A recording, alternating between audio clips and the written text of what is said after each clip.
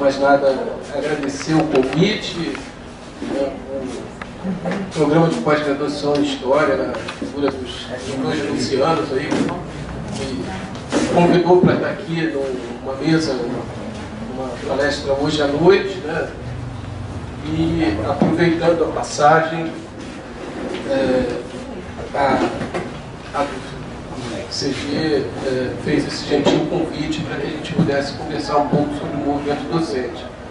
É sempre uma boa oportunidade.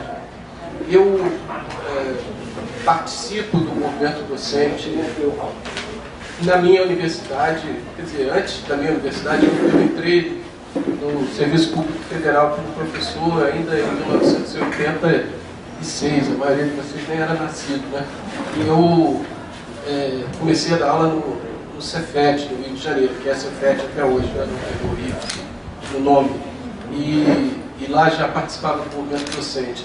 Então, desde o final dos anos 80, né, nos anos 90, participei mais ativamente da nossa ADUF lá, que é a ADUF mesmo, né, que termina com F também, e fui dirigente do Sindicato Nacional por um curto período de tempo, de 2000 e 2002. Depois disso, voltei à direção da seção sindical, mas, como eu falei com o Luciano, eu não tenho acompanhado as lutas nacionais do sindicato há um certo tempo e tive fora aí no último difícil período, né? Durante um ano praticamente eu tive fora. Então, o que eu vou tentar fazer é recuperar um pouco da minha perspectiva sobre o que está acontecendo no Brasil hoje e com que desafios a gente enxerga para o sindicato nessa conjuntura, mas eu queria só levantar alguns pontos para uma conversa, e a partir da conversa com vocês eu acho que pode ser mais interessante. Não vou tentar fazer uma longa exposição, só levantar alguns pontos que eu acho que são importantes para a gente se situar, né? Bom, se a gente quer falar de desafios da conjuntura para o sindicato, até por um vício de formação, eu sou historiador, né? Eu olho sempre numa perspectiva de médio e longo prazo para tentar entender o que está acontecendo na conjuntura atual. Acho que o primeiro desafio que a gente tem que reconhecer, né, nós já estamos enfrentando esse desafio na última década, né, é perceber que nós vivemos um processo de expansão das instituições federais de ensino de uma forma geral, das universidades federais em particular. Nós vivemos um processo de expansão que nos colocou novos desafios. Em primeiro lugar, porque nós tradicionalmente defendemos a expansão das instituições públicas de ensino, em todos os níveis, né? No caso das instituições de ensino superior, no Brasil hoje, menos de 1/4 das instituições, das matrículas das instituições de ensino superior estão nas instituições públicas, né? Mais de 3/4, né? Quase 80% já caminhando para isso, estão nas instituições privadas. E esse foi um processo que não se interrompeu. Ele é uma linha de continuidade, né? Vem da ditadura militar, continua no período da redemocratização, qualquer que seja o governo, nos anos 90, com os governos de Fernando Henrique, na década de 2000, 2010, já com os governos do Partido dos Trabalhadores, continuou a haver um crescimento do setor privado na educação. Então, nossa luta sempre foi uma luta pela universalização do direito de acesso à universidade, o que significa defender a universidade pública e muito mais a universidade pública. Só que nós vivemos nos últimos anos um processo de expansão que a gente pode dizer precário. Né? Precário no sentido de que, embora o contingente de estudantes tenha em algumas universidades, no caso da minha, por exemplo, os estudantes de graduação, mais do que dobraram entre 2007 e 2015. Né? O cálculo que a gente fez no ano de 2015 é que tinha sido um crescimento de cerca de 110% no número de estudantes de graduação. Nós também vivemos um crescimento exponencial de estudantes de pós-graduação. Nesse caso, na nossa universidade, foi de 300 e tantos %. Mas o número de professores aumentou menos de 40% no mesmo período.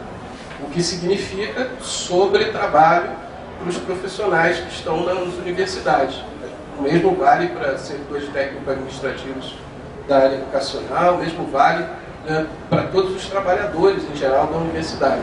Nós tivemos um aporte de recursos que também não acompanhou esse crescimento, né, do número de estudantes. Recursos de manutenção, então a gente viveu situações em que uma universidade que já tinha dificuldade com o número de alunos que ela tinha, passou a ter ainda mais dificuldade, porque esse número dobrou, né?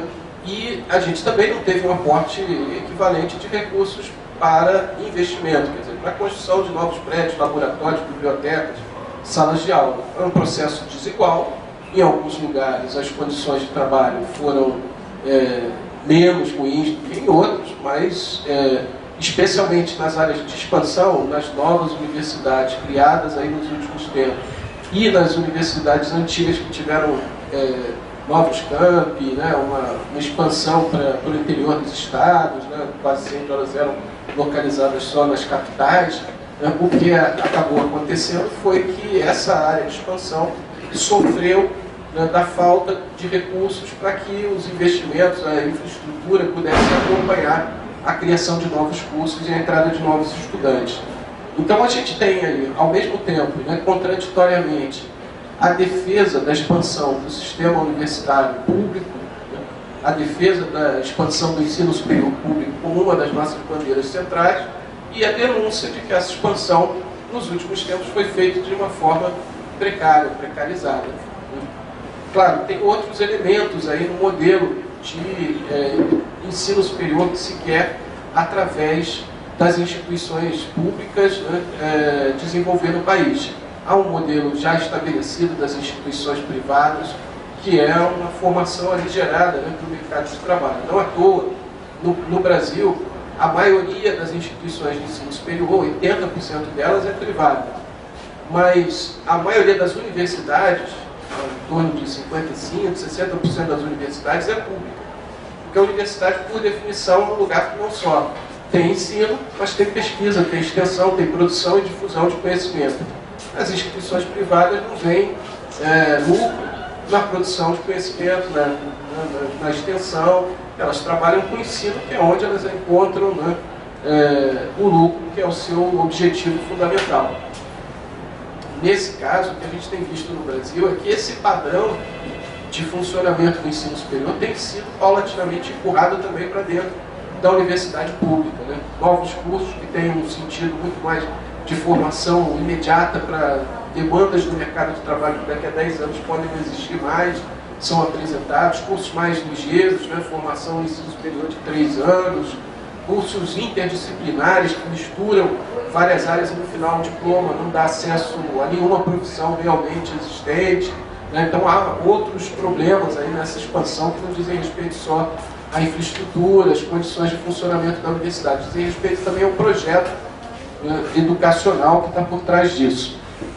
Bom, mas é com esse quadro que nós chegamos ao momento que a gente vive hoje. Há entre nós, inclusive, né, mesmo, Luciano, polêmicas para caracterizar, né, o que a gente viveu no Brasil de 2015, 2016 para cá, mas o fato é que qualquer que seja a caracterização que a gente faça sobre o que aconteceu no Brasil de 2015, 2016 para cá, não dá para ter uma leitura positiva da conjuntura que nós estamos vivendo. Eu entendo que nós tivemos uma situação em que, diante de uma demanda das classes dominantes brasileiras por aprofundar e acelerar, que nós no movimento costumamos chamar de contra-reformas, né? Eles chamam na imprensa de reformas estruturais, mas aprofundar e acelerar a retirada de direitos dos trabalhadores, a transferência de recursos do Estado para o setor privado, o aprofundamento da lógica das privatizações. Para acelerar e para aprofundar esses processos, foi necessário retirar um governo que estava disposto a tocar políticas desse tipo, mas talvez não tivesse a força para fazê-lo tão rápido e tão fundo, né, quanto exigiam as representações da classe dominante brasileira. Foi necessário retirar esse governo através de manobras, né, golpistas, para que fosse possível, né, levar adiante uma agenda radicalmente contrária aos interesses dos trabalhadores de uma forma geral e específico da universidade pública, né, da educação brasileira. Não preciso listar as medidas que nos assolam aí no último período, né? O congelamento do orçamento por 20 anos, o congelamento do orçamento para as políticas sociais, obviamente não o orçamento para pagamento da dívida, né? O que vai fazer com que rapidamente aquele gráfico pizza que a gente está acostumado a ver, né? Em que a dívida, o pagamento da dívida, a rolagem, o amortecimento, o pagamento de juros e tal, equivale a quase metade do orçamento.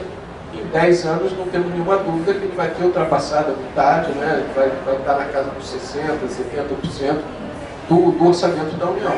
Porque se vai se congelar os gastos com manutenção, com investimento, né, com políticas sociais de uma forma geral, o resultado tende a ser esse.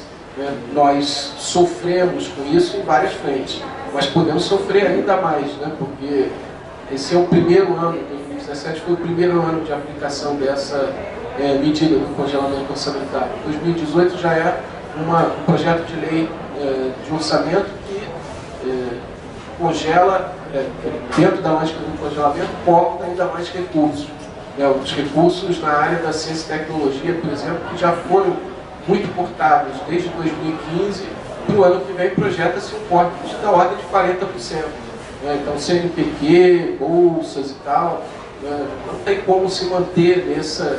Esse ano já foi motivo de mobilização, o fato de o CNPq, por volta de setembro, anunciou que não tinha garantias de pagar as bolsas até o final do ano. Para o ano que vem, isso necessariamente implicará em cortes. O orçamento da CAPES, a mesma coisa, o orçamento do Ministério da Educação, a redução não chega a ser tão grande quanto a do Ministério de Ciência e Tecnologia, mas ela está lá colocada também tem redução do orçamento. Se olhar para o projeto de lei que o governo Temer mandou para o Congresso de orçamento, né, a manutenção das universidades tem um corte de 0,5% em relação a esse ano. Na parte de investimentos, um corte de 80%. Né? Então, não vai ter recurso para terminar nenhuma dessas obras inacabadas que nós temos nas nossas universidades, nem muito menos, né, para fazer novas. Então, aquele passivo da expansão que já foi precarizado em relação às demandas, né, que a universidade tinha para dar conta dessa abertura importante para novos contingentes de estudantes, né, ele agora se agiganta com o corte de recursos. Mas nós estamos também vivendo todo esse clima da reforma trabalhista, que é aprovada no Congresso, a lei da generalização das terceirizações e a reforma trabalhista, está entrando em vigor, na prática está sendo testada agora, né, nas últimas semanas. E isso atinge a universidade diretamente. A generalização das terceirizações resolve um problema que o serviço público tinha há algum tempo aí, com o Ministério Público, em termos de ajustamento de conduta, pelo grande número de trabalhadores terceirizados, né, no setor público. Agora, o que se coloca é a possibilidade de a gente ter uma expansão ainda maior, né, da terceirização no serviço público. A gente tem uma expansão ainda maior das formas precárias de contratação, que muitas vezes, né, atraem num primeiro momento. A área de saúde viveu isso intensamente na última década. Né? A passagem de serviços públicos de saúde para a administração de instituições privadas, algumas se definindo como sem fins lucrativos, mas basta ver aí as reportagens, né, sobre o enriquecimento de dirigentes de OCIPs, né, organizações sociais dessas, a princípio sem fins lucrativos, que na área de saúde enriqueceram, drenando o dinheiro público para seus bolsos, para seus cofres.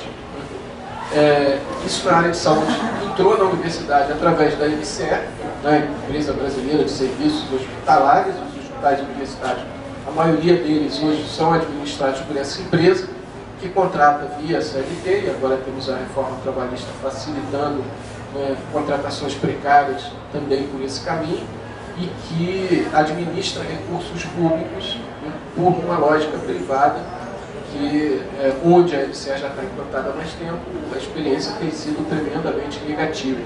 Né? Mas essa não é uma experiência que vai ficar só na área de saúde, ela tende a se generalizar. A área de educação, vários governos municipais, estaduais, já anunciaram a intenção de trabalhar com o mecanismo da gestão via OCIPs, via ONGs, né, de escolas, de instituições educacionais. Isso é algo que a universidade já não está imune pela via dos hospitais universitários, né? Isso tende a se expandir no interior da universidade.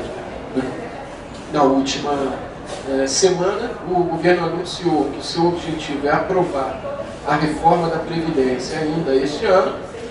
Há toda uma mobilização contra isso, né? Hoje, os servidores públicos federais estão numa jornada de luta, hoje não, amanhã em Brasília, né? Muitos já saíram hoje dos seus estados em caravanas para Brasília, e no dia 5 há um chamado para uma paralisação, para uma greve nacional convocada pelas centrais sindicais e tal. Porque a reforma da Previdência, não preciso explicar aqui, a gente está nesse meio que as pessoas estão bastante informadas sobre isso, né?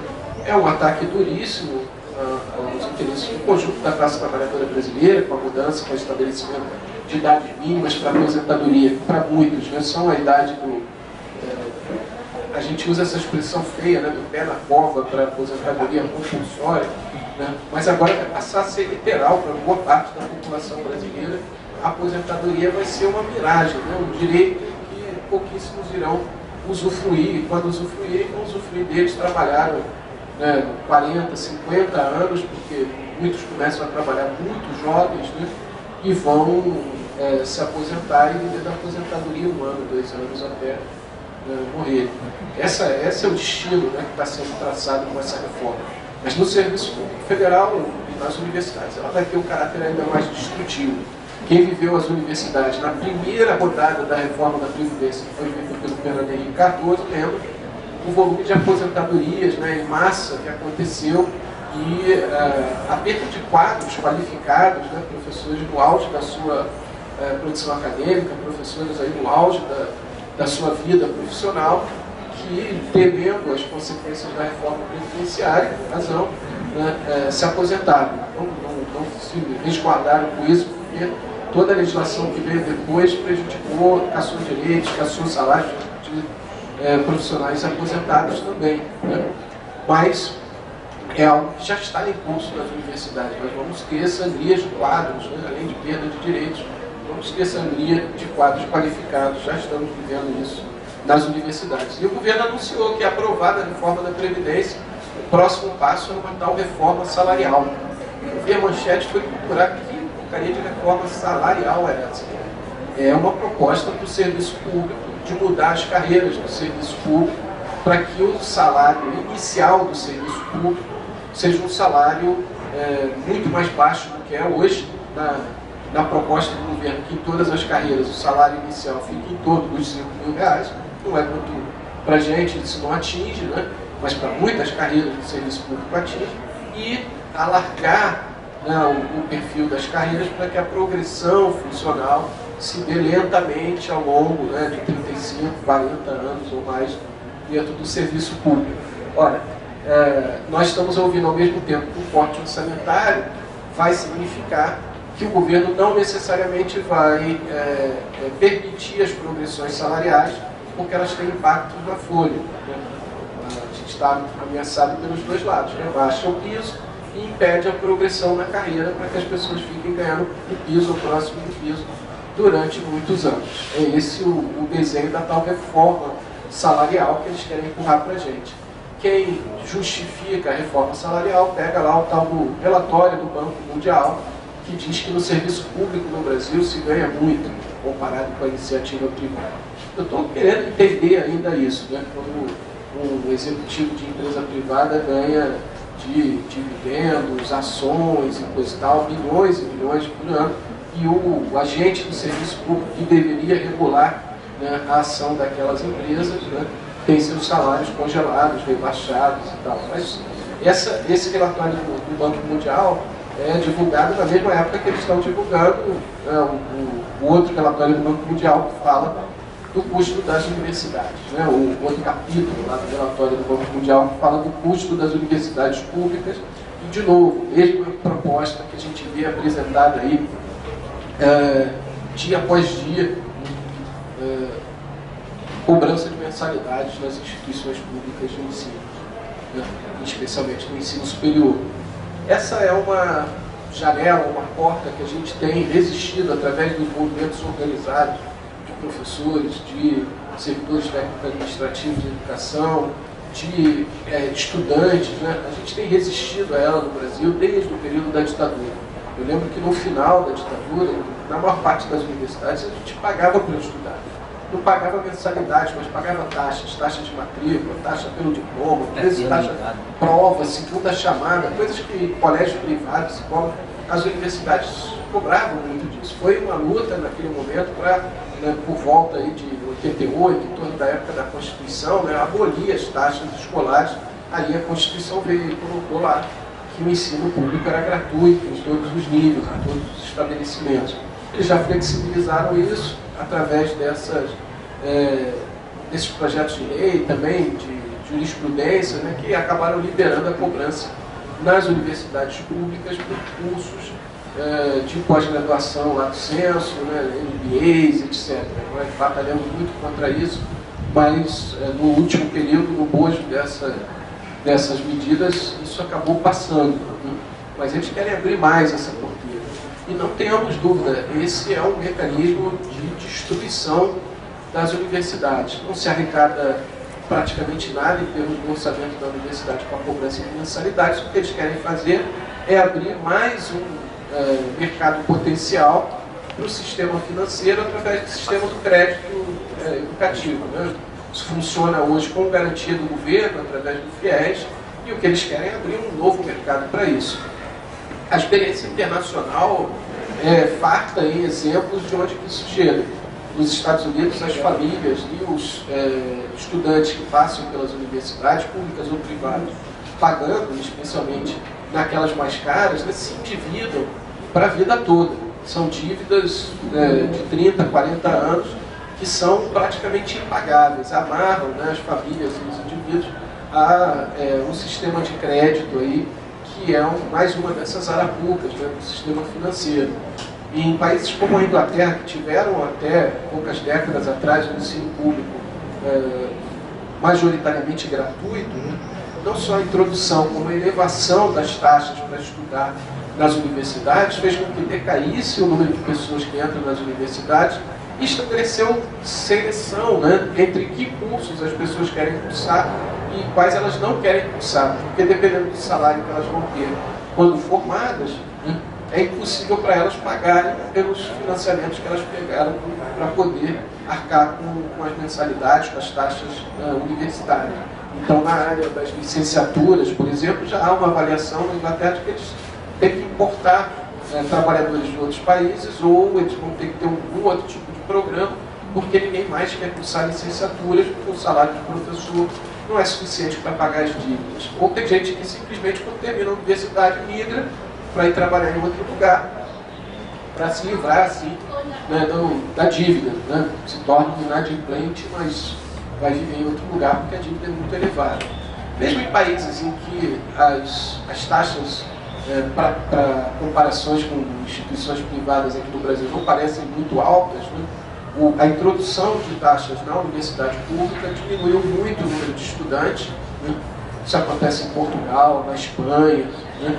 Diminuiu muito o número de estudantes e criou uma situação de seleção social no ingresso. Hoje, no Brasil, as estatísticas mostram que nas universidades públicas brasileiras, né, cerca de 70% dos estudantes estão naquela faixa de 1,5 salário mínimo de renda per capita familiar, né, que caracteriza estudantes que devem ser amparados por algum programa de assistência estudantil, pela política de assistência estudantil, que não atinge 70% dos estudantes na universidade.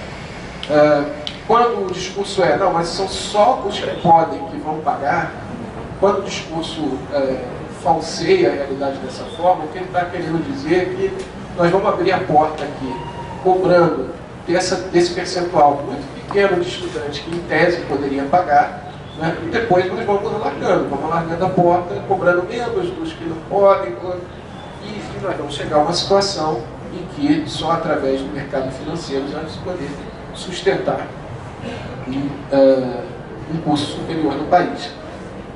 esse é o desafio, né, que está diante da gente hoje. Não é um desafio totalmente novo, né? Mas se a gente pensar a combinação, ela é uma combinação mais cruel do que em outros momentos, porque a gente já está diante do fato de que as universidades se expandiram, tem muitos estudantes, falta recurso para manter esses estudantes dentro da universidade, para oferecer um ensino de qualidade para eles, né? Faltam profissionais, faltam instalações, falta manutenção, e a gente está diante de todo esse arsenal aí de medidas de corte, né? De diminuição do sentido mesmo da universidade, né? E que armas a gente tem para enfrentar isso, a não ser a nossa organização coletiva. Então acho que os sindicatos, e o nosso sindicato em especial, né, o sindicato dos docentes, vão ter uma luta dura pela frente nesse próximo período, né? E acho que a gente tem que olhar para dentro dos sindicatos também e perceber quais são os desafios que a gente tem para enfrentar essa luta, para nos fortalecermos internamente como sindicato, né, e enfrentarmos esses desafios que estão colocados aí pela conjuntura. Uma primeira observação em relação a isso que eu queria fazer é que nós nos acostumamos nos últimos 10, 15 anos a ter uma polarização no movimento docente nacional entre seções sindicais, como a DUF aqui, né, como a minha seção sindical, a minha DUF lá, né, que são seções sindicais do Anti-Sindicato Nacional, e algumas seções sindicais que se desligaram do Anti para se transformar em sindicatos de base municipal e ingressar na Federação Pro-IFES, né? E nós estabelecemos aí no plano nacional uma disputa nesses marcos, né? Eu acho que uma coisa que a gente precisa avaliar é que talvez os marcos dessa disputa mudem no próximo período, já estão mudando, né? Porque o Pro-IFES era uma invenção de um governo. Foi criado logo no início, né, do governo Lula, no primeiro mandato do Lula, né, e recebeu carta sindical provisória lá do Ministério do Trabalho, não cumpria muitos dos requisitos da lei, mas foram ajeitando isso com o tempo. Mas a grande questão é que antes mesmo de ser criado como federação sindical, quando ainda era uma associação que existia num site da internet, nada além disso, já era chamado pelo Ministério da Educação para negociar em nome dos professores, foi chamado várias vezes pelo governo, quando mesmo o antes não era chamado, né? Então, essa situação mudou. E ao mudar essa situação, muitos dos que apostavam na via aí do fortalecimento do Pro-IFES hoje retornam para disputar sessões sindicais do antes, né? Esse é um quadro que a gente está vivendo em várias universidades. E a gente precisa se fortalecer para esse embate.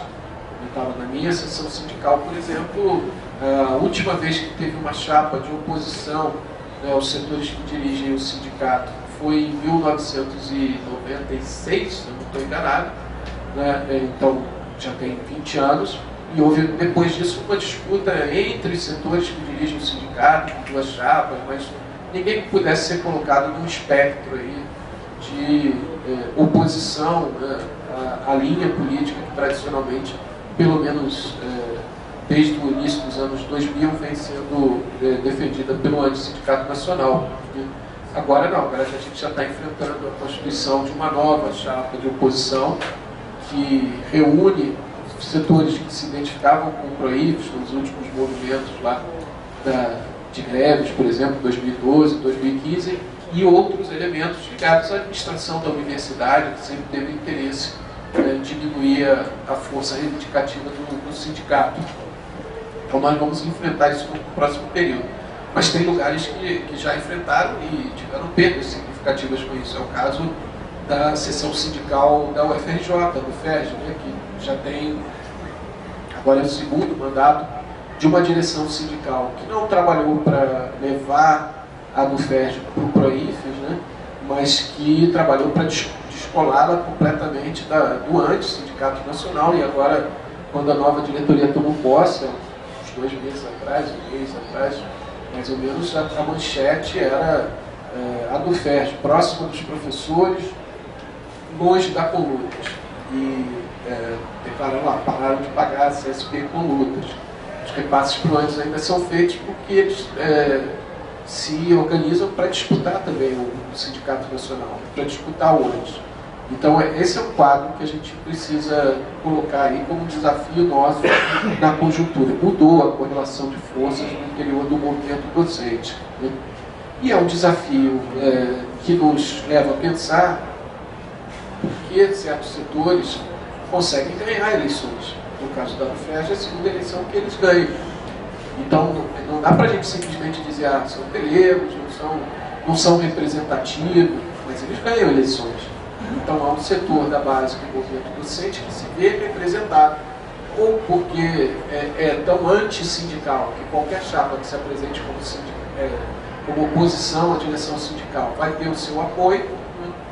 Mas boa parte desse setor antissindical sequer é afiliado. No caso da minha universidade, por exemplo, eles estão no movimento, lançaram um manifesto e tal, e o ponto final do manifesto é: professor, filie-se para votar na gente, porque eles já sabem que boa parte da base pode simpatizar com eles por fazer um discurso de oposição ao sindicato, sequer é filiado ao sindicato.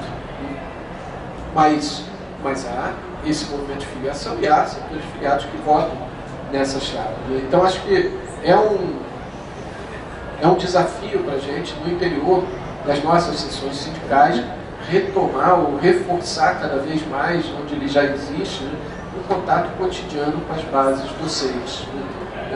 Discutir as questões imediatas que atingem, né, o trabalho docente na universidade e mostrar que o sindicato é, de fato, a ferramenta de luta, a ferramenta de organização. Nós vivemos uma realidade em que o trabalho docente nos empurra para a competição, para a individualidade, para o individualismo, né, o tempo todo. O sindicato é a nossa ferramenta de aglutinação, né, de trabalho coletivo, mas a gente precisa ser capaz de comunicar isso para os professores, de discutir com eles a partir das questões imediatas como é que essa ferramenta pode ser útil, como ela pode atuar a favor dos interesses desses professores. E acho que no plano nacional também está rolando uma reconfiguração depois do fim dos governos petistas, né, que ainda é muito embrionária, mas exige de nós reaglutinações, reorganizações no plano do funcionalismo público federal. Né?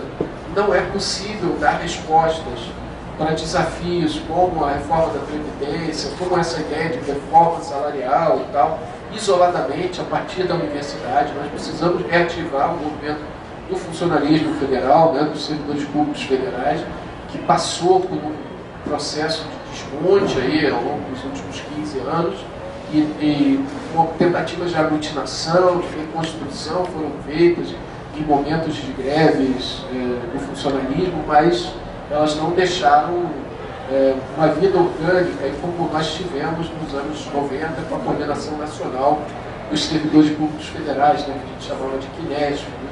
A gente precisa reconstruir algo nessa direção. E também tivemos aí o exemplo, né, da potencialidade das lutas gerais da classe trabalhadora em 28 de abril, quando a gente conseguiu fazer uma greve geral, que de fato abalou a conjuntura. No mês seguinte, a gente ficou também diante das denúncias de corrupção, na expectativa, né, de que o governo Temer pudesse cair. O governo Temer se reconstituiu e nós não conseguimos manter o pique de mobilização. A greve geral seguinte, convocada para junho, não teve a mesma força, é evidente, né, no país todo, e isso tem muito a ver com a disposição de luta e com os compromissos políticos que as direções das centrais sindicais, as maiores centrais sindicais, têm hoje no Brasil. Então, reconstituirmos enquanto polo sindical que organiza trabalhadores do setor público, setor privado, no plano nacional, para enfrentar esses desafios, não é fácil. Já tem mais de uma década que a gente tenta construir a CSP com lutas, como uma central sindical e popular que possa representar esse papel, né? Mas ela ainda é muito diminuta, ela ainda não tem, né, poder convocatório para fazer frente ao tamanho que tem as centrais sindicais majoritárias hoje no Brasil. especialmente a CUT, a Central Única dos Trabalhadores. Né? Então esse eu acho que é um outro elemento do plano sindical que a gente não pode descuidar. Não vai ser só a partir do movimento docente que a gente vai enfrentar, né, os desafios que estão postos pela conjuntura. A gente tem que ter unidade na luta com o conjunto da classe trabalhadora organizada.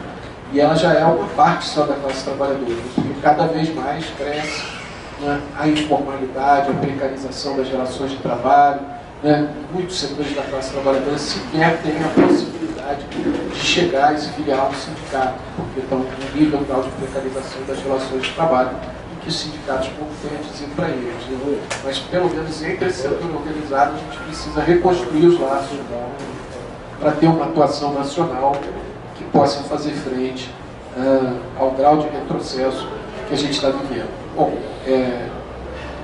o certo seria eu terminar com alguma mensagem de otimismo. Não está muito fácil. Alguma mensagem de otimismo. Então, eu vou dizer que se hoje a gente tem aqui esse grupo reunido, é porque tem gente disposta a lutar, tem gente disposta a enfrentar.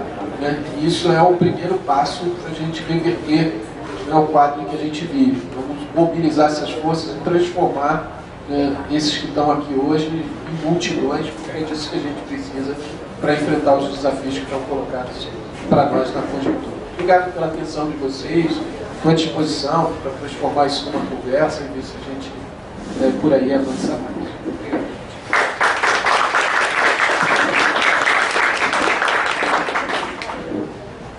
Parabéns, professor, pela explanação.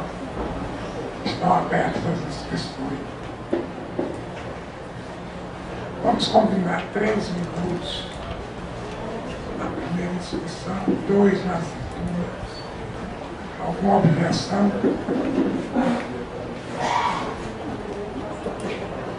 Então, estão abertas as inscrições. Professor Luciano.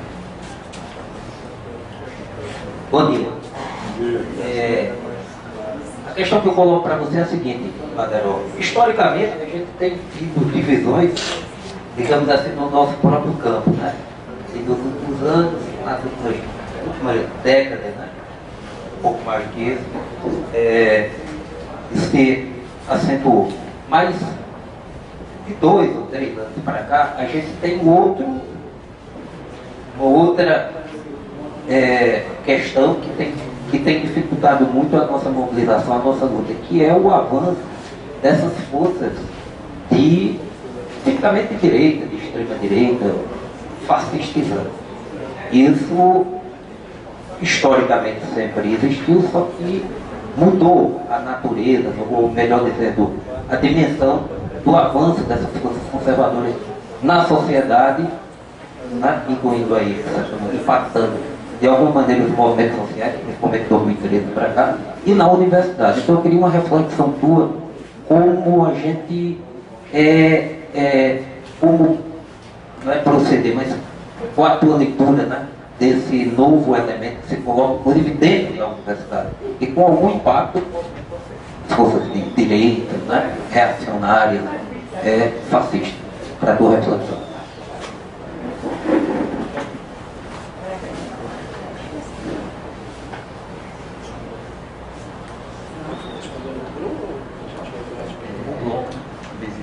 A gente gostaria de fazer em outras intervenções. Bom, enquanto o professor responde a questão do professor Luciano, a gente escreve os colegas que vão participar.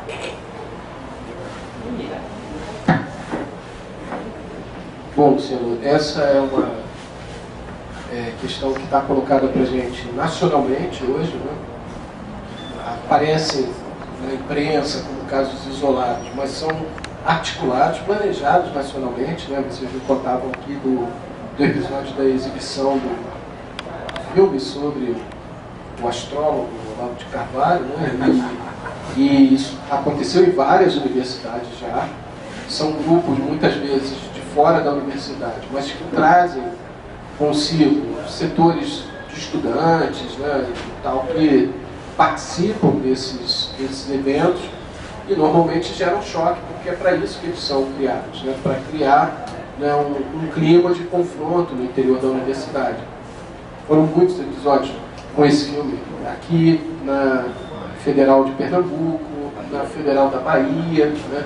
Eu estive na Federal da Bahia no seminário na semana passada e lá a administração da universidade proibiu a exibição do filme. Quem tinha pedido o auditório para exibir o filme foi o vereador de Salvador, né?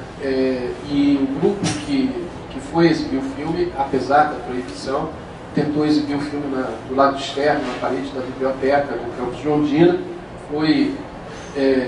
Houve uma manifestação contrária, mas era um grupo de fora da universidade, tinha gente armada e tal, houve confronto físico, né?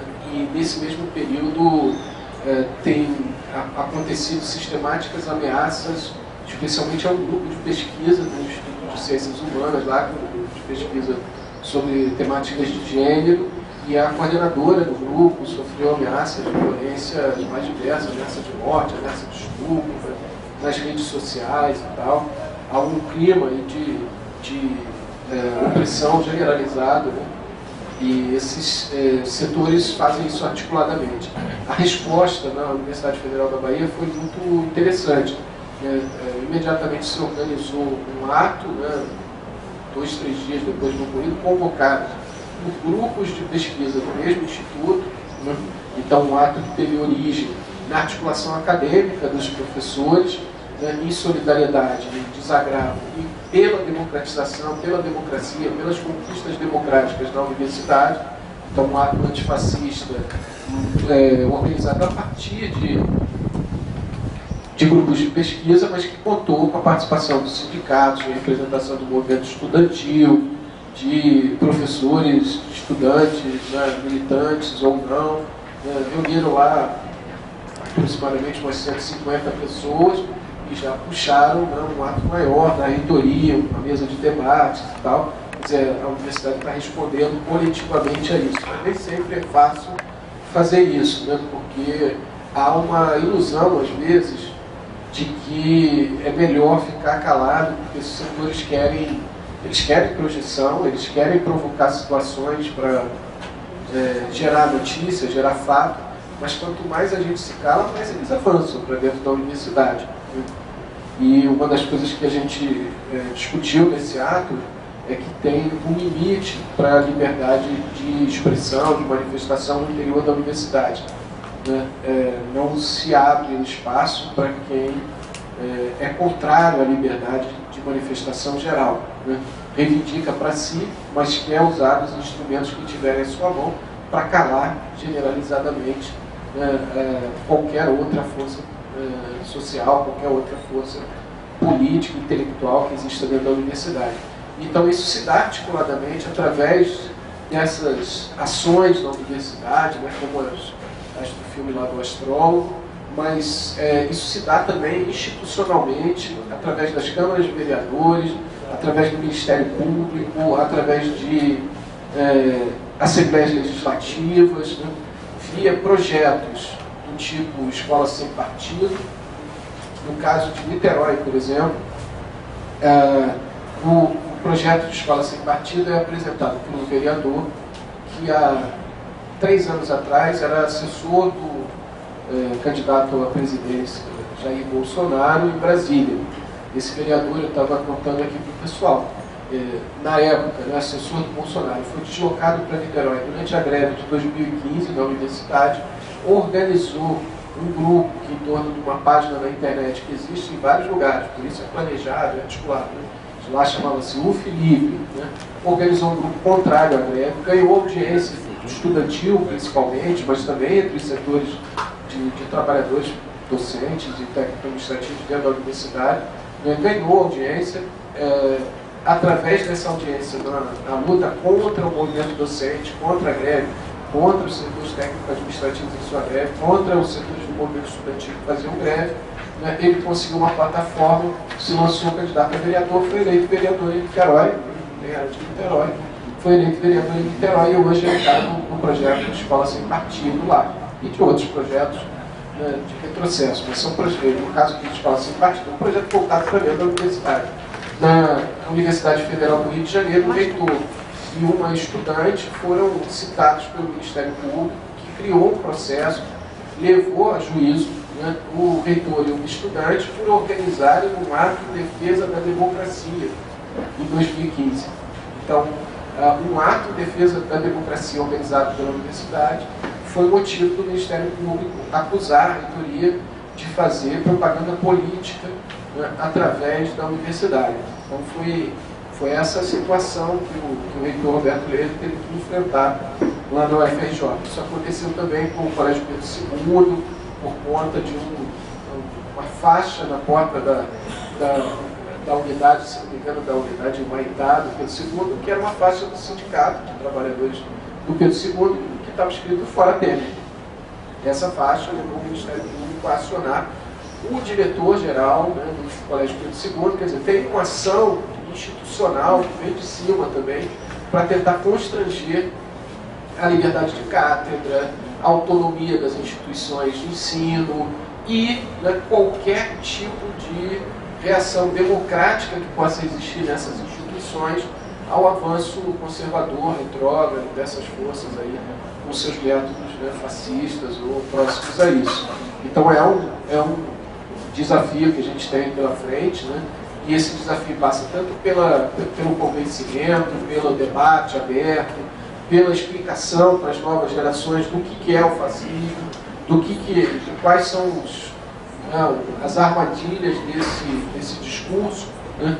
Mas ele passa também por uma demonstração de força das comunidades universitárias, de que não estão dispostas a aceitar, de que não vão dar liberdade de expressão para aqueles que querem acabar com todas as liberdades. Não vão abrir espaços nas universidades para esses setores que são francamente contrários ao livre conhecimento, à livre circulação de saberes, né, que caracteriza a instituição universitária. Então essa é de fato, o Luciano tem toda a razão, é uma questão importantíssima que a gente tem que se debruçar sobre ela e se organizar para responder adequadamente. Obrigado, professor. Está inscritos a professora Luciana Leão e o professor Luciano Leão. Continuam abertos. Professora Luciana. Bom dia, obrigada. Queria agradecer ao professor Marcelo, a do UFCG, a diretoria, por ter organizado esse debate. Bom, para quem não me conhece, eu sou da Unidade Acadêmica de Educação e vim mais dar um informe do que das perguntas, mas vou aproveitar para pontuar algumas questões sobre o processo eleitoral aqui da nova diretoria da UFCG. E a única chapa que se inscreveu é a chapa da qual eu faço parte, chama-se Unificar, Lutar e Resistir. E a carta programa eu distribuí, não sei se todo mundo pegou, mas quem quiser ainda tem mais aqui. E a gente está se colocando, a eleição vai ser no dia 29, na quarta-feira, né, e a gente está se propondo, né, ou fazendo uma série de propostas, sabendo das dificuldades, dos desafios dessa conjuntura, né, que não vai ser fácil, não tem sido e não vai ser, quer dizer, a gente sabe muito bem das dificuldades e nessa tentativa aí de nos pautarmos aí pela ideia da unificação do movimento, de trazer as pessoas de volta para, né, de nos aproximarmos da base, assim, trazê-las também para perto do movimento sindical, para mudar, inclusive, essa compreensão, né, do sindicato. Se a gente não está de acordo com alguma coisa, não é saindo dele ou desvaziando que a gente vai conseguir modificar, né? Acho que a gente tem que, né, mostrar, né, as nossas, participar e nos contrapor, é nesse movimento mesmo, dessa participação cotidiana, né, nessa luta cotidiana. E aí, acho que o professor pontuou muito bem, né, vários dos aspectos que tem acometido a nossa carreira, que tem nos levado para uma lógica cada vez mais individualista, cada vez mais produtivista, né, acho que não é de hoje que isso marca o nosso ethos profissional, né, que na verdade devia ser justamente o contrário, né, a questão do trabalho coletivo, da importância da reflexão crítica, tudo isso vai se perdendo na medida em que a gente vai deixando, né, essas bases coletivas ou esvaziando os espaços coletivos e recorrendo sempre à via mais individual mesmo, né, como se essa fosse a única forma, na verdade nos conformando aí com a lógica, com o pensamento único que que tem prevalecido, né? Da ideia de que cada um por si. Então a ideia de unificar, de lutar e resistir é pensar nessa possibilidade de reforçar aqui dentro da nossa instituição e para fora também a importância da construção dessa resistência coletiva, né? Como processo coletivo, no diálogo, pautado nas discussões acerca das nossas divergências internas, para a gente poder pautar, organizar a luta, né? Pelo menos dentro daqueles que são aqueles princípios fundamentais, né? Que regem o movimento sindical e o movimento docente, que é a questão da defesa da universidade pública, gratuita, laica, né? Então, assim, uma série de princípios que estão sendo, aos poucos, entregues, né? A gente acaba entregando na medida em que a gente não resiste e não constrói essa luta coletivamente. Então, é nesse sentido que essa gestão, ou que essa proposta, né, está se colocando, né, reforçando aí a importância da gente se unificar para enfrentar esses ataques que já estão colocados e que estão por vir nesse próximo biênio. Obrigado, professor Luciano. Professor Luciano Ferraz, por favor. Não tem ninguém com nome diferente que queira se monopólio. Bom dia a todos e a todas. Não de gênero, né? Adarol, seja bem-vindo aqui em casa, né? Eu gostaria de fazer duas perguntas, e embora os historiadores, toda vez que fala sobre o futuro, na verdade, queima a língua, né? Mas as duas têm um pouco a ver com o futuro, mas talvez você possa falar a partir de indícios do nosso presente, né? Mas, veja só, eu queria que você comentasse um pouco sobre 2018, seu horizonte de perspectiva, de expectativa sobre 2018, primeiro a partir do nosso Sindicato Nacional. Né? Tenho participado dos últimos dois congressos e do último CONAB, que foi lá em Niterói, e a gente percebe que tem um movimento chamado Renova Andes, que é um movimento que, por dentro, ele está tentando fazer uma disputa de hegemonia para, na verdade, tomar a diretoria nacional do sindicato, e me parece que com uma outra concepção de sindicato. Então, eu queria que você comentasse um pouco sobre isso, né, que está posto para 2018. E segundo, a própria conjuntura eleitoral político nacional, né, a gente vê aí as pesquisas, um candidato de extrema-direita como o Bolsonaro aparecendo em várias pesquisas de vários institutos como em segundo lugar, embora me pareça que ainda não é o candidato das classes dominantes brasileiras, né, mas a partir do que está posto hoje, desse quadro que está colocado hoje, como é que se analisa 2018, né? O que você tem como horizonte de expectativa para 2018 também nesse cenário político nacional?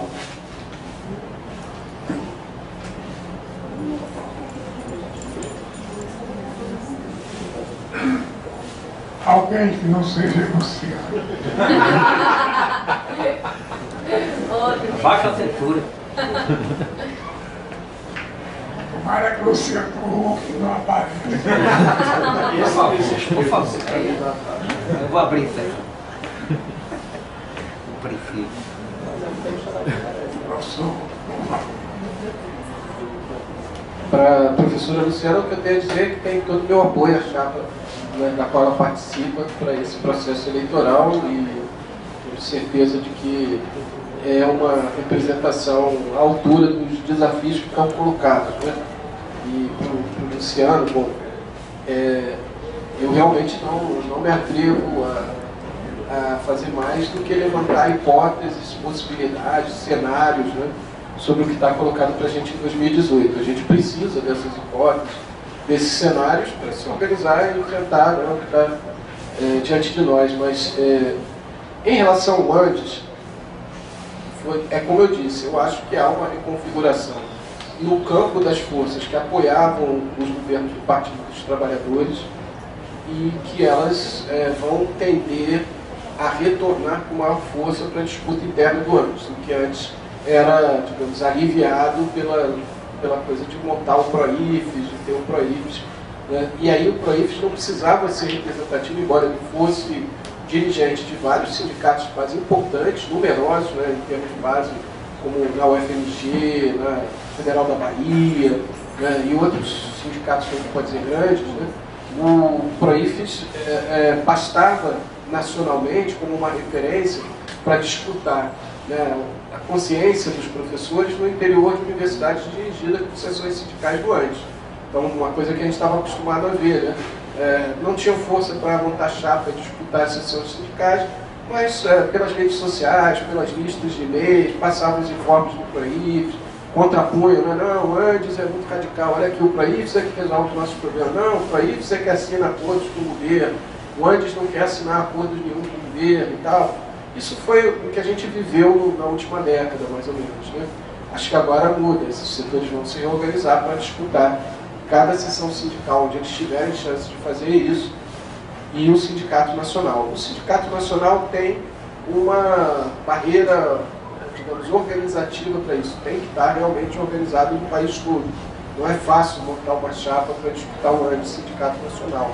Mas via setores que antes estavam um pouco preocupados com a vida sindical do sindicalismo docente, e que agora, né, também não tem mais o espaço que eles tinham na área institucional, no governo, nas representações do governo e tal. Esses setores agora têm mais disposição para militar dentro do sindicato, e eu acho que isso vai significar muito provavelmente a existência de uma disputa, né, com uma chapa por esse movimento Renova Andes e outros setores no interior do Sindicato Nacional. O interessante é que o apoio, o número de votos que esse setor pode ter, né, para contrabalançar a sua ausência nos últimos tempos da vida sindical, o apoio das camadas mais conservadoras do professorado, que se definem como antissindicais, né?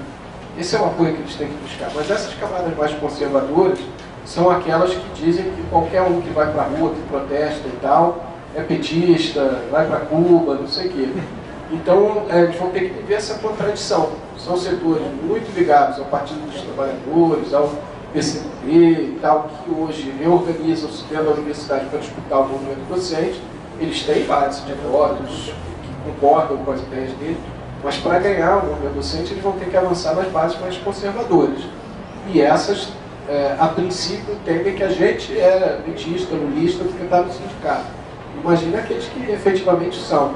Então, acho que a gente também tem o desafio de lançar esse esclarecimento no interior da categoria docente, né, sobre o que representa um movimento desse tipo, que se afirma alternativa ao sindicato, né, com militantes de organizações que estiveram no governo nos últimos 15 anos, não pelos últimos 2 não, mas até 2016, e como esses setores, para disputarem o sindicato como antes, né, utilizam um discurso mais conservador, mais antissindical, né?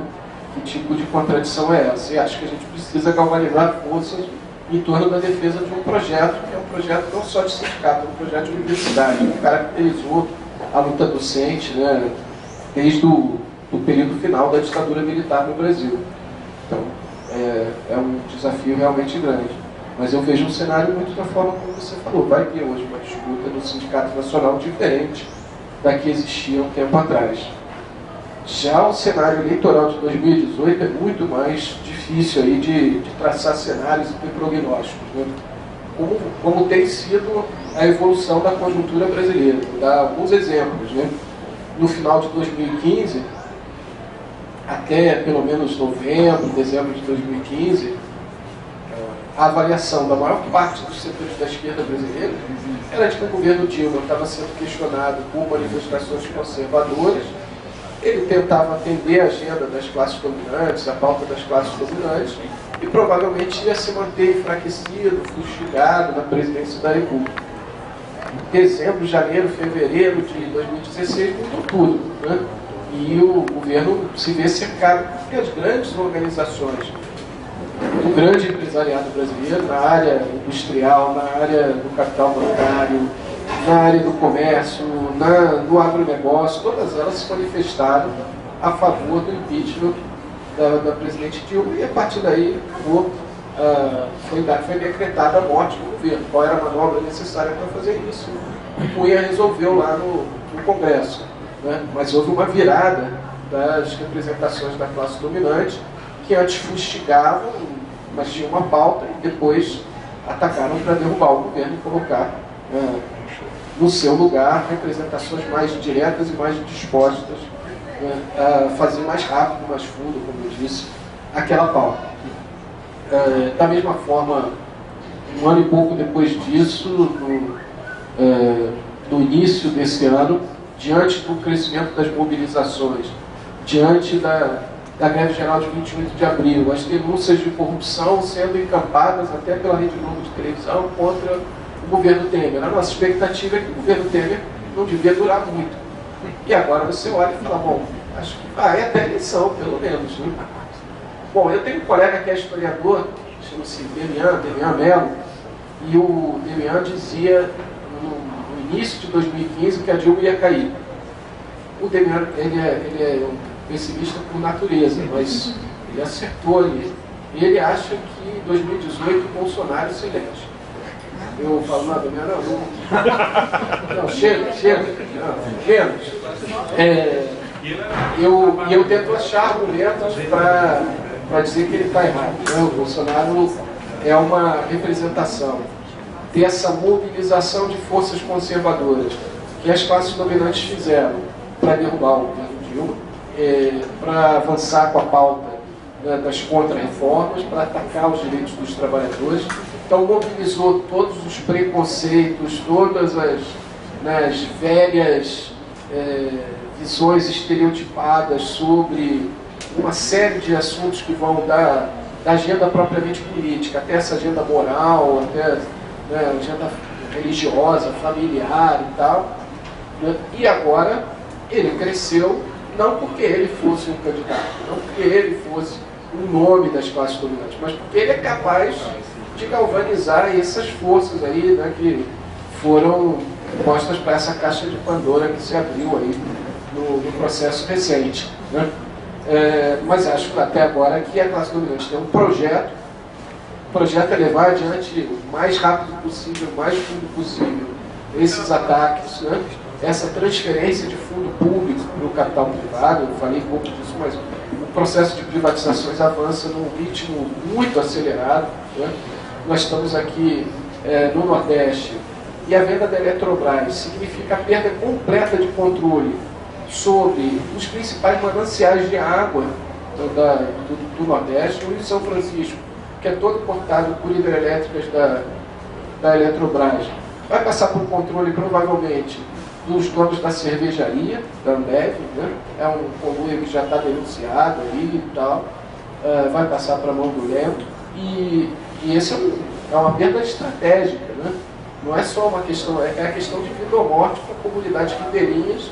Qual é a vazão de água, né, que é dada pelas barragens das hidrelétricas. Então é disso que a gente está tratando. A Petrobras agora anuncia que nesse seu ímpeto, né, de, segundo eles dizem, quer reduzir passivos e tal, ela quer começar a vender as refinarias de petróleo. O monopólio estatal do petróleo foi quebrado no governo Fernando Henrique, mas eles mantiveram aí as refinarias todas na mão da Petrobras. Agora a Petrobras quer vender as refinarias, né? Tem 98% do refino de petróleo, sobrou aquelas duas que não tinham sido encampadas, lá o governo João Goulart queria encampar, mas sobraram privadas. O resto, 98% está na mão da Petrobras. E eles querem entregar um refino de petróleo. Então perde completamente o controle sobre o preço dos combustíveis, né? É nesse ritmo que eles vão rápido e vão duro, né? Então eles têm esse projeto, e eles estão executando esse projeto. Mas eles não têm o nome para a eleição de 2018, que abre um cenário aí muito confuso, muito nebuloso, né? Manobras institucionais podem ser feitas para tentar levar adiante esse projeto com um governo frágil do ponto de vista do apoio popular, mais duro na sua aplicação, como é o caso do Temer, mas quando chegar na eleição, aí, até agora, todas as manobras foram feitas preservando o regime político. né, preservando a formalidade da democracia eleitoral. Então, acho que em 2018 eles não querem abrir mão disso. Né? Vai ter que surgir aí a alternativa. E a gente tem, de outro lado, o ex-presidente Lula, que é um candidato ainda com muita força eleitoral, e tende a ter mais força conforme mais atacado, né, ele sabe capitalizar isso muito bem. Tem um nível de rejeição elevado, mas vocês aqui no Nordeste sabem melhor do que ninguém que ganhará facilmente a eleição no Nordeste e em outras regiões do país, a ponto de equilibrar os lugares onde a força conservadora, digamos assim, é maior, tipo São Paulo, né, e outras regiões do Sul-Sudeste. Então, é um candidato que está aí colocado. Qual é a reação em relação à candidatura dele? Hoje, o cenário mais provável é que no meio do ano a candidatura dele seja cassada pela Justiça, né, numa condenação em segunda instância daqueles processos lá que começaram com o Moro no Paraná. Mas esse é o cenário mais provável. Será que é isso que vai se realizar? Será que diante de um avanço aí das contrarreformas ao longo do final desse ano, primeiro semestre do ano que vem, o Lula já não seja mais tão ameaçador? Porque ele já disse que não vai desfazer nada. Ele já disse que quer reconstruir a mesma aliança com a qual governou antes. Quer dizer, perdoar os golpistas, é a expressão que ele já usou. Né? Chega de reclamar do golpe, agora é hora de construir 2018. Então, pode ser até que o Lula sirva a esses interesses do projeto que está aí colocado, se eles conseguirem avançar bastante com as reformas e ele vier como um candidato disposto a conciliar, mais uma vez, né, com essas forças mais conservadoras. Mas é uma possibilidade. Não acho que seja hoje a mais presente. Então, o que resta para as classes dominantes é testar nomes, né? Já testaram e já fritaram lá o do prefeito de São Paulo, agora testaram, tem uma boa repercussão de pesquisas de opinião com o xará de vocês aí, o Sacoeiro já apareceu, o Hulk, mas são todos muito frágeis, né? Um dia que o cara aparece na pesquisa eleitoral como candidato viável, aparece um monte de foto dele, com o Aécio Neves, com o Sérgio Cabral, com o empresário que foi preso anteontem, com não sei quem. Bom, aí o Lula tem foto com todo mundo, né? Mas está lá só com a rapaziada pesada, né? Então acho que é muito difícil achar um candidato que represente a classe dominante hoje. Eles vão fazer esse esforço para 2018, por isso o cenário está um pouquinho aberto. O triste para nós, uma esquerda mais comprometida com as transformações radicais, com a perspectiva socialista, que a gente também não tem força para ocupar esse espaço do ponto de vista eleitoral, né? Vamos ver o que vai acontecer conosco aí no próximo período. Obrigado. Continuo aberto as discussões. Eu estou inscrito e vou fazer uma pergunta. Professor Badaró, o desenho, a configuração do movimento docente que você esboçou é muito rica, isso permite a uma reflexão generosa na procura de novos caminhos para a vida. Aqui na ADUF nós estamos encerrando um mandato de 2 anos. As dificuldades foram muito grandes, porém a luta foi mantida acesa. Nos faltou o maior apoio do movimento estudantil que encontros que se organizava há vários anos aqui na UFCG.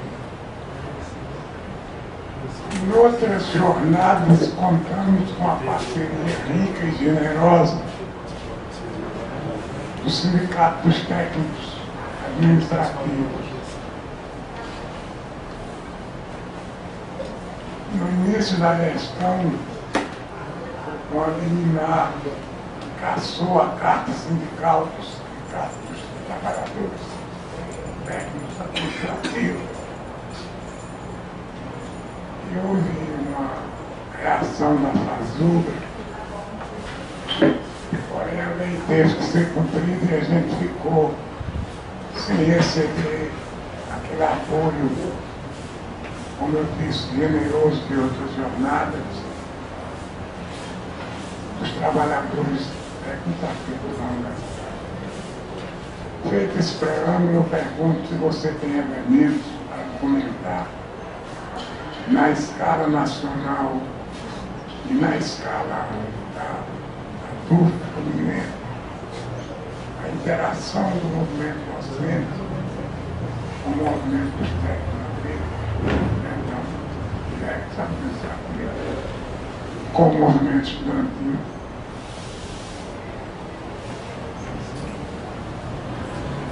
Bom, falando de onde eu venho, né? A gente tem uma tradição, como aqui você mencionou também, existia de trabalho em conjunto. Lá a gente UF, Sintuf e DCE, né? Que é uma tradição que atravessa momentos de menor intensidade da luta, né? Na luta cotidiana, pautas internas e tal, e especialmente nos momentos de greves nacionais, né? Greves fortes. A gente viveu um período aí de uns 3 anos, 4 anos mais ou menos, em que uma direção do movimento estudantil mais comprometida com o apoio ao governo do que com as lutas da universidade travou um pouco o diálogo com o movimento estudantil, que foi construído mais pelas bases, né, dos centros acadêmicos do que pelo DCE, mas hoje também o DCE voltou a se reencontrar ali com os grupos políticos mais combativos e tal. Então a gente mantém essa tradição. Mas há, eu acho que um desnível grande aí, né, de capacidade de mobilização, de atuação, tanto localmente quanto, eu acredito, nacionalmente, né? O movimento docente ele tem muito mais dificuldade de mobilizar suas bases para um movimento de greve, uma greve nacional, que às vezes se faz necessário, do que tem o movimento dos servidores técnico-administrativos, né, que costumam ter mais agilidade e rapidez para entrar em greves.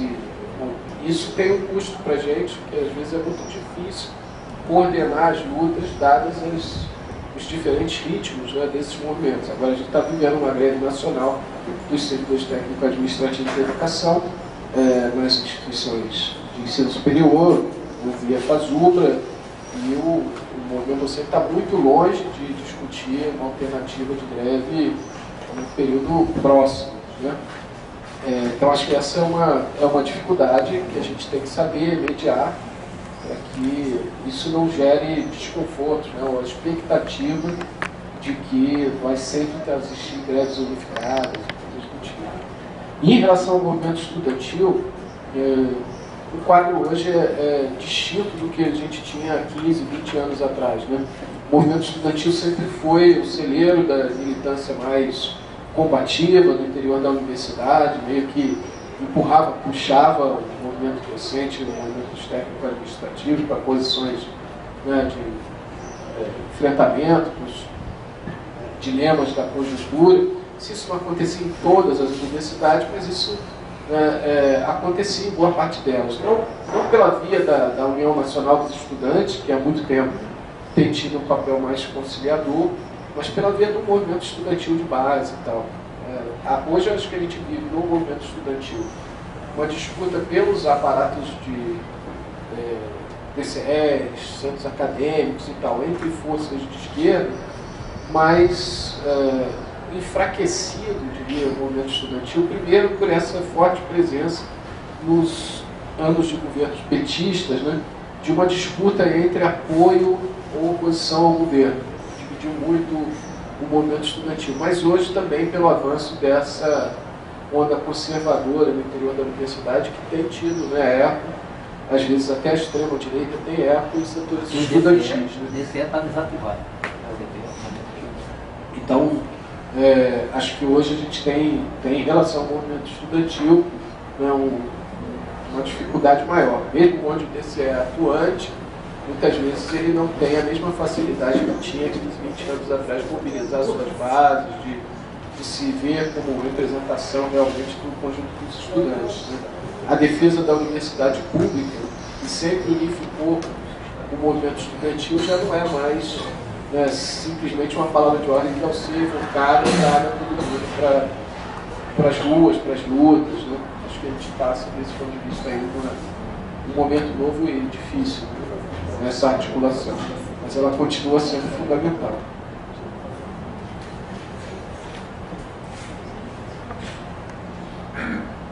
As inscrições continuam abertas. Aproveitamos para convidar para a palestra hoje à noite, às 18h30, aqui na Praça Professor Antônio Beck, do professor Banaró, que também estará fazendo palestra no Instituto Federal da Paraíba. Amanhã às 19h50, lá no IFE, que fica ali perto do Meninão. Bom, continuem abertas as inscrições. Renovo o convite para que a gente,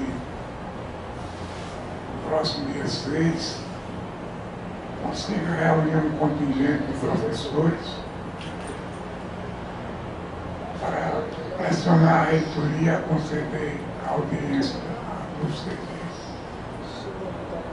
que vem sendo negada há 3 meses. Hoje a gente teve um contato com o chefe de gabinete, os funcionários, e houve uma promessa carente ainda de confirmação para amanhã, na quarta-feira, 6 de dezembro. Nós vamos agendar, que é a sugestão que a gente quer fazer para a nova diretoria reunir um corpo de professores na quarta-feira cedo, comparecer ao gabinete da reitoria com convite ou não.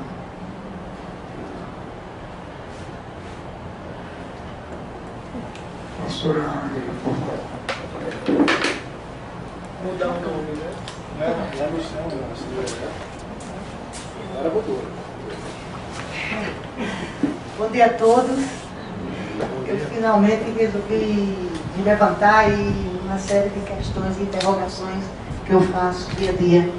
Eu só tenho perguntas, eu não tenho respostas. Eu só levanto questões, eu nunca tenho resposta. Porque na realidade, o que me caracteriza não é a certeza, é a dúvida. E isso politicamente é muito perigoso, né? Mas eu vou lá com as questões. Diante de todos esses ataques da classe trabalhadora, professor Banaró, a gente está vivendo, jamais vivemos, com tanta violência, tão explicitada, vamos dizer de uma forma tão cínica, tão confortável, diante da classe trabalhadora como um todo, inclusive com nossa categoria, os intelectuais, né? Perdemos tudo, inclusive os ataques à ciência, tecnologia, pesquisa, né? Muitos estão abandonando o Brasil e indo embora para outros países. Por que essa inércia? Por quê? O que houve? Eu pergunto em relação à esquerda. Como tem agido a esquerda nos últimos anos? Quais os erros que cometemos nós? O que houve? O que houve, professor? Quais as hipóteses que podemos levantar? Será que perdemos tudo? E ninguém age? Inclusive, entre os estudantes eu refleti muito. Entre a juventude, professor. Nós temos uma juventude hoje de 18 a 25 anos que nasceu na democracia. Ele não sabe o que é a ditadura, professor. Ele não sabe o que é isso. Só tem fantasias e ilusões do que foi a ditadura. Não tem conhecimento. Então é fácil o fascismo cooptar essa faixa etária de 18, 25 anos. Mas nós, professor, certo? É essa a minha interrogação. O que temos que fazer? O que fazer? Como agir? Porque o que está existindo é uma falta de organização. Porque indignados com o que está acontecendo, eu não sei se a palavra indignado é forte, certo? Vamos dizer chateados, insatisfeitos. Todo mundo está. Mas há uma capacidade da esquerda de convencer, de organizar. Você não convence mais ninguém. Aqui é o que a gente tem e que a gente vê no nosso sindicato. Inclusive a nossa gestão agora, a nossa chapa, o grande desafio é como atrair a nossa categoria, como trazê-los para cá, para debater, para discutir, mesmo que pense diferente, mas pense aqui. Né? É isso, a grande pergunta que eu faço todo dia quando acordo. O que fazer? Quais os erros que nós da esquerda cometemos? Porque nós cometemos, professor, erros terríveis. E não sei se a gente ainda continua cometendo. Se não tiver lucidez de quais são esses erros e quais as táticas que nós devemos fazer, quais as táticas? Se não tivermos essas táticas, professor, ou se não tivermos um pouco mais de paciência, porque agora houve um retrocesso muito grande. O que fazer agora, nesse momento? Responde então, é só almoçar.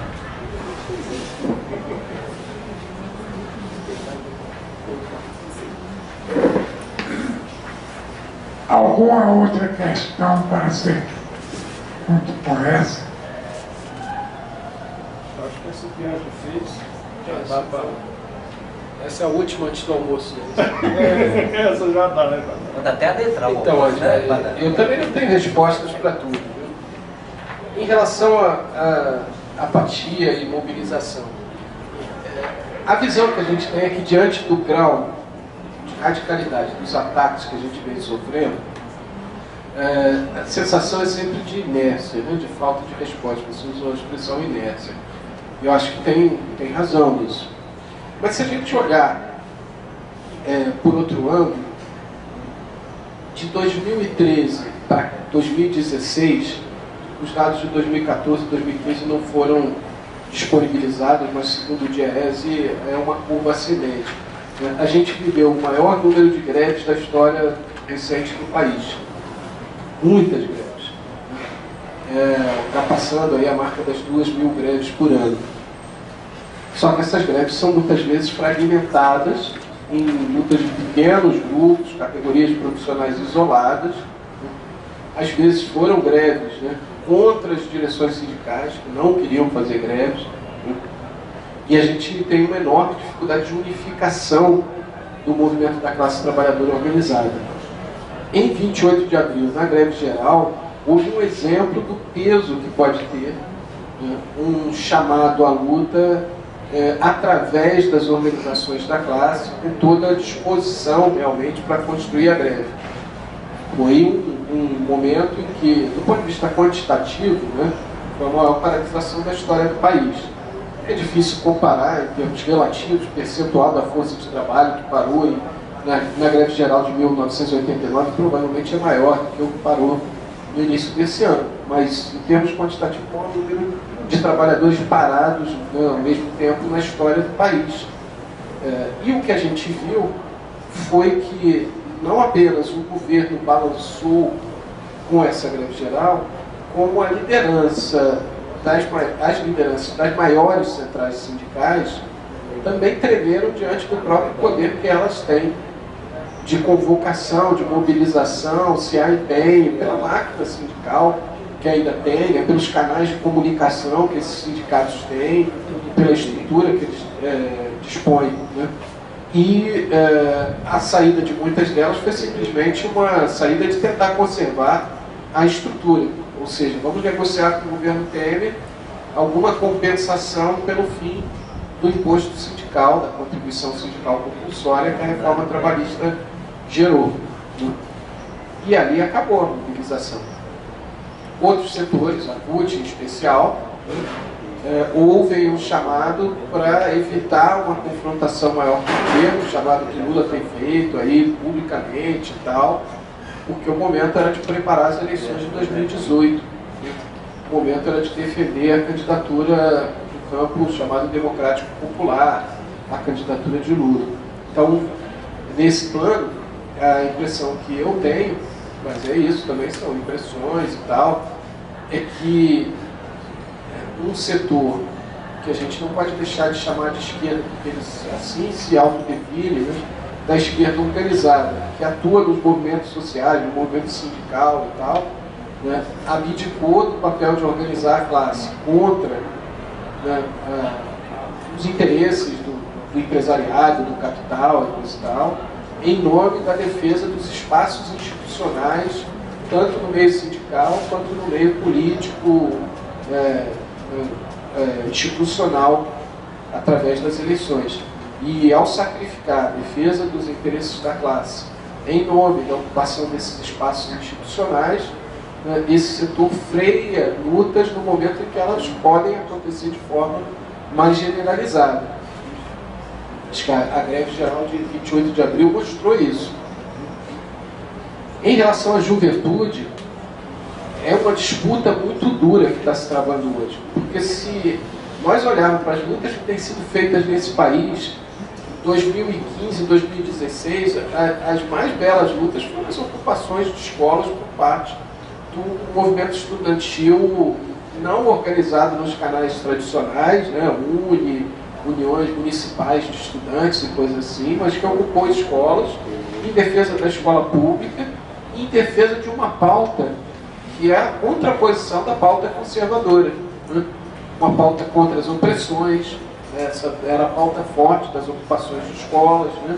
E claro, com verbas para educação, começa em São Paulo no primeiro momento contra o fechamento de escolas, de unidades escolares e de turmas, que uma reforma lá que o Alckmin queria implantar e está fazendo agora mais a prestação, né, tinha anunciado. Depois no Paraná, numa situação parecida, né, já no ano passado, em São Paulo em 2015, no Paraná em 2016, isso se generalizou, em muitos estados teve ocupações de escolas, mas da mesma forma são movimentos isolados, se unificam a partir de representações de base no momento do confronto, mas não tem canais organizativos, né, que deem uma vida mais duradoura para esse primeiro impulso. Mas eles são o alvo principal de toda essa política aí da escola sem partido e tal. É justamente porque a escola pública é um espaço de liberdade onde, às vezes vindo de famílias extremamente conservadoras, né, esses jovens têm condições de, na escola, exercitar algo diferente desse conservadorismo das suas famílias em termos tanto de orientação sexual, quanto de opções políticas, né, quanto de visão de mundo mais geral, né, é justamente por isso que a escola está sob ataque, porque o interesse desses setores mais fascistizantes é matar pela raiz essa possibilidade de uma juventude mais contestadora, mais, né, os efeitos disso são de médio e longo prazo, mas no Chile, por exemplo, a gente está enxergando um pouco disso, né? O movimento secundarista, há mais ou menos uns 15 anos, começa a crescer, dali um movimento estudantil nas universidades. Isso hoje está tendo um impacto eleitoral, né? As eleições no Chile foram relativamente surpreendentes, porque uma força de esquerda que se ancora nessas lutas dos estudantes acabou tendo um desempenho, não foi para o segundo turno, mas teve um desempenho acima do esperado e alterou a correlação de forças eleitoral, inclusive, né? E boa parte desses setores sequer participa dos processos eleitorais, quer dizer, a escola e a juventude ainda têm um potencial transformador, e é por isso que há todos esses ataques, né, dos setores mais conservadores contra eles. Isso não nos exime de avaliar criticamente, de nos autocriticarmos e vermos os limites aí das políticas que a esquerda levou adiante no último período. Eu acho que entre eles está o privilégio à institucionalidade em detrimento da organização dos movimentos sociais, estudantil, sindical, populares, como a gente costuma chamar, em direção à confrontação com a ordem, né? não é pela via institucional que a gente vai resolver realmente a maior parte dos problemas da classe trabalhadora brasileira, né? Mas eu diria que isso está mais como um problema das direções, das cúpulas, do que uma total incapacidade, aí, o desinteresse em lutar. Porque se a gente tem o maior número de greves da história recente do país sendo realizado nos últimos anos, teve essa onda de ocupação de escolas, né? Tem um crescimento das lutas urbanas pela ação dos movimentos de trabalhadores sem teto, né? Então, há lutas acontecendo. Eu acho que, do ponto de vista das direções, das cúpulas dirigentes desses movimentos, é que a opção pela institucionalidade tem contido o potencial disruptivo dessas lutas. Mas também são impressões, hipóteses, eu também tenho muitas dúvidas, não tenho tantas certezas, né? Muito obrigado aí pela atenção de vocês, pela conversa extremamente rica.